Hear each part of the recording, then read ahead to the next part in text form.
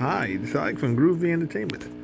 Today, we got another chapter to read from the Fantastic Four, The House of Horror. Chapter 4, The Basement of Boulders from 1968. So let's get started.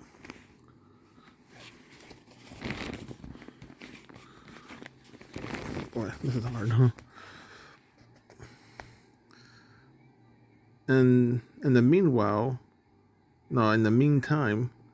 Ben Grimm had reached the end of the quarter. He had been searching.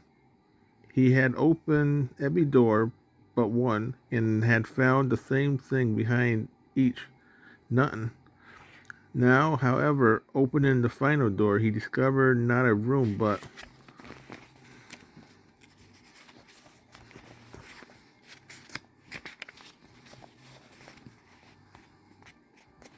oops,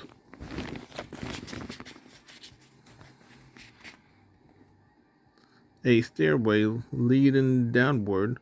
It's not much, but it's better than nothing, Ben said. Maybe it's a step in the right direction. Ben went crashing down the stairs and a moment later found himself in the basement of the House of Horror.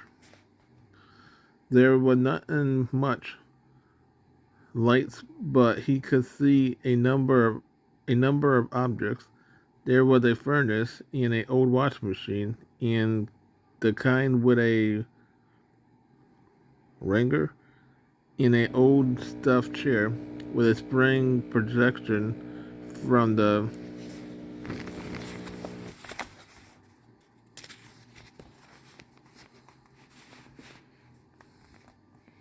seat cushions sat nearby, and there was another door which Ben supposed led to a storage room. All right now, Doctor Weirdo, I know you're here, Ben Grower. Come out from wherever you are hiding and let's get this over with. The only response was a creaking sound from the furnace. So there you are.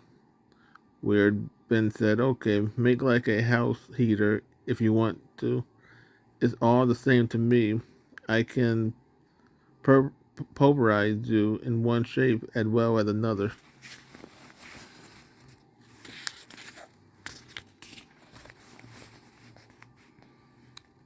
Ben wind up and sank a fist into the furnace right below the pipes. The furnace shuddered, then collapsed into a heap of tin. The pieces lay there motionless. Either I put that would-be war beater out of commission with one blow, or that furnace wasn't weird. Ben must. A good guess, Ben Grimm. A voice boomed, and and as the and as even you with your ant-sized brain ought to be able to figure out it was a furnace you just clobbered, not the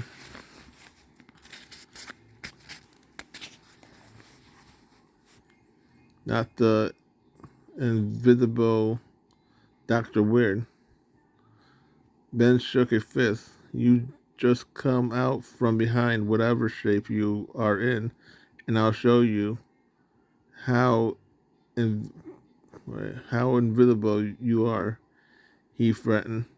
I'll pound you in a shape. I'll pound you into a shape even I can recognize with my ant-sized brain. A pope. If you want me, find me. The voice challenged. So that's your game. Hide and seek, Ben replied. Okay, I'll just poke around and see what I can find down here.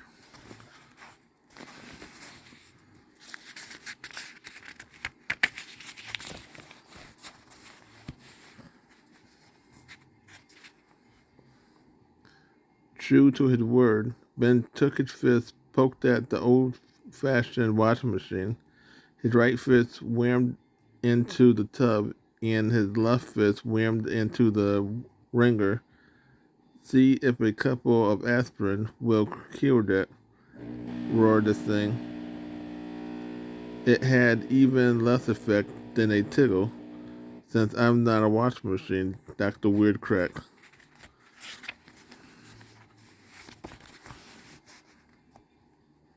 Then you must be that old chair with the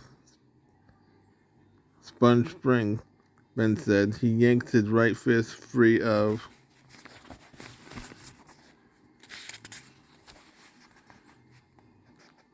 the tub, but when he tried to remove his left fist from the wringer, he discovered it was stuck.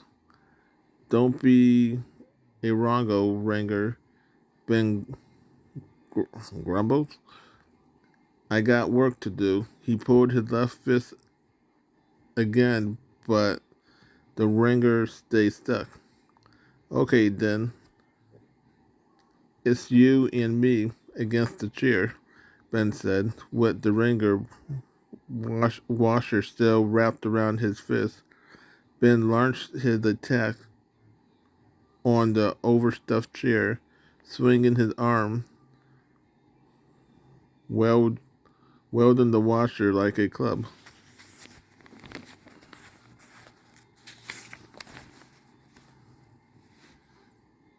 He sent a swat into the chair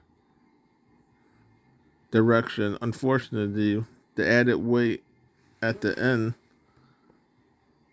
of his fist threw him off balance. The blow missed the chair, and Ben ended up in the seat. No, ended up in the seat, wound wait, round up in the spring. I'm wasting my time, Dr. Weird growled. You couldn't find me if I was sitting on your lap. We'll see, Ben raged. And with a mighty effort, he threw his arm wide, freeing himself from both the wringer washer.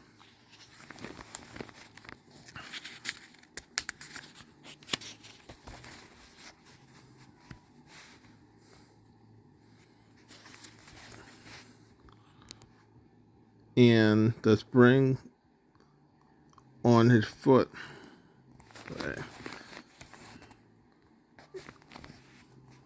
The spring on his feet again. Ben faced the door that he had assumed led to the storage closet. That's where you are hiding, behind that door, Ben roared. That's you should never know, his foe taunted.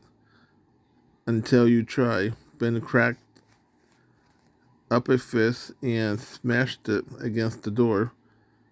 Sprinting, sprinters flew, and then through the opening he had made, Ben saw a sight that shook him like an earthquake.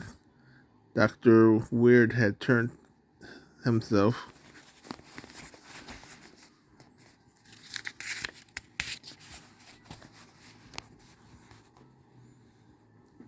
into an avalanche of boulders, huge gray bounding rocks that looked almost like Ben himself. The boulder poured through the hole, bouncing off Ben and beating him back. How the going? Wait, how the going? A little rocky? Dr. Weird voice taunted. Ben was too busy to reply. He lost his footing and fell. The big boulder pounded down on him, nearly smothering him. Summoning all his saints, Ben struggled to his feet. Met the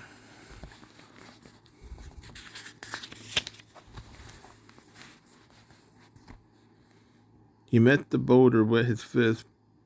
Pow pow, cow pow, knocking them to the right and left. But more rocks he knocked aside, the more rocks came at him. Soon Ben was up to his elbow in boulders.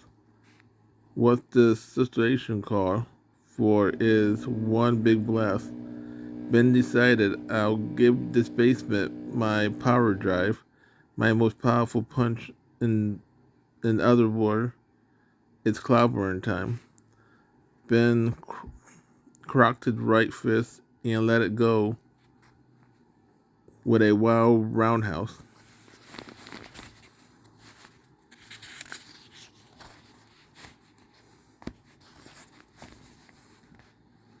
Swung, he swept the room. The fist crashed again against boulders after boulders, and the rocks split into minute particles. Then, rounding out the swing, the fist zeroed in on the one big concentration of boulders. Still left it hit. There was a thud, and Ben dropped to the floor unconsciously. That final pile of boulder concealed a cinder filled with a gas which attacked Ben's weak spot. His lungs, by smashing the tank, the thing had defeated himself. So that was chapter 4, The Basement of Boulders, from the Fantastic Four House of Horror from 1968. So if you like, subscribe, share, and comment, and have a groovy day. We'll have another chapter to read next time.